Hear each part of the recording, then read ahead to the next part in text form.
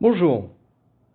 Donc, aujourd'hui, on va parler de l'hiver. La dernière fois, on avait fait, ou dans une vidéo précédente, j'avais parlé du mohair pour l'été. Et là, j'ai décidé en fait de parler de l'hiver, c'est-à-dire quand il fait froid. Donc, qu'est-ce qu'il faut quand il fait froid? Alors, je remets pas les chaussettes, je remets pas les chaussettes parce que voilà, je l'ai fait la dernière fois. Les chaussettes, le boxeur, vous devez les avoir évidemment quand il fait froid. Donc, important quand il fait froid, le thermomètre. Ça, c'est vraiment vital. Vous avez vraiment besoin de savoir absolument la température qu'il fait. Il faut que vous vérifiez que votre thermomètre il prenne bien la bonne température avant de partir. Ça paraît bête comme ça. Donc là, je vous montre un truc tout bête, mais prenez n'importe quoi. J'avais vu un youtubeur qui prenait un thermomètre de congélateur, mais ça peut être une bonne idée, hein.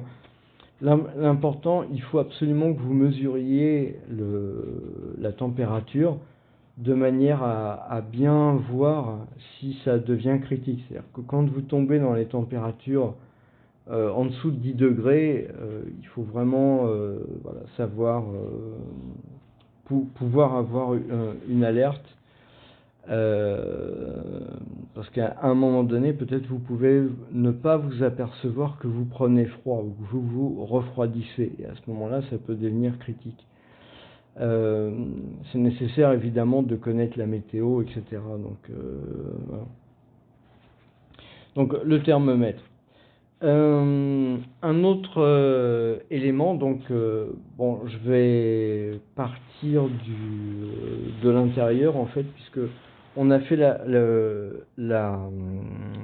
les chaussettes et puis le boxeur, donc en mohair. En fait, juste au-dessus de ça, vous allez mettre voilà ça.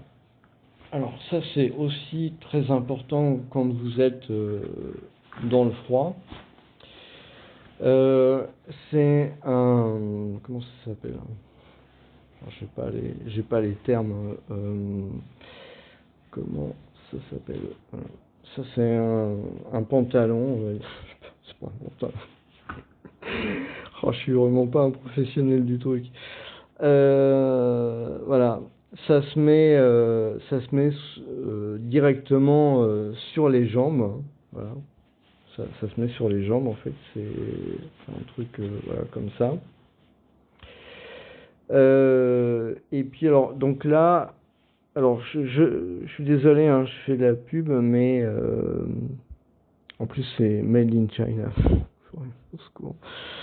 Donc Icebreaker Merino 260, voilà, j'ai pris ça. Et ça c'est bien. Ça permet de donc essayer de prendre quelque chose qui se fait en Europe plutôt, hein. C'est quand même pas mal. Donc ça se met sur les jambes et pour la nuit. Donc pour la nuit, vous allez mettre ça, et puis ensuite, vous mettez dans le sac de couchage. Et puis quand il fait très froid la journée, vous pouvez mettre ça pour marcher avec. L'idée quand même, hein, c'est que quand vous enfin, je dis vous marchez avec, là je veux parler en temps normal, mais quand vous êtes en mobilité, quand vous êtes dans les bois, etc., quand vous vous baladez en forêt, faites des randonnées de plusieurs jours, etc., évidemment, ça, vous ne le mettez que pour dormir et vous vous séchez avant, c'est très important avec une serviette, n'importe quoi, mais il faut rentrer là-dedans sec, de manière à ce que le fait que vous soyez sec, en fait, après l'effort, vous allez suer. Donc il faut vous sécher, parce que sinon, si vous restez mouillé, en fait, ce qui va se passer, c'est que le froid va se propager beaucoup plus facilement, et à ce moment-là, bah, vous risquez d'attraper vraiment froid, quoi. Ça, c'est pour le corps. Hein, c'est un... Je suis désolé, hein, je suis pas une nana, hein, donc tous les termes un peu... un peu vêtements, tout ça. Voilà. Ça, c'est un juste au corps, je sais pas, voilà, un gilet. Donc voilà. Voilà, avec les manches. Voilà. Donc ça, c'est pareil, hein. Vous mettez ça torse nu, puis vous mettez ça. Après, elle séchée, donc vous avez comme ça l'ensemble normalement. Vous avez donc à ce stade-là, vous avez mis les chaussettes, le boxeur, vous avez mis cette espèce de pyjama là, et puis ce juste au corps. Et donc ça vous garantit déjà une bonne température. Après, vous avez le choix entre plusieurs solutions. Alors, je ne l'ai pas mis ici, quoique à la limite je pourrais le faire.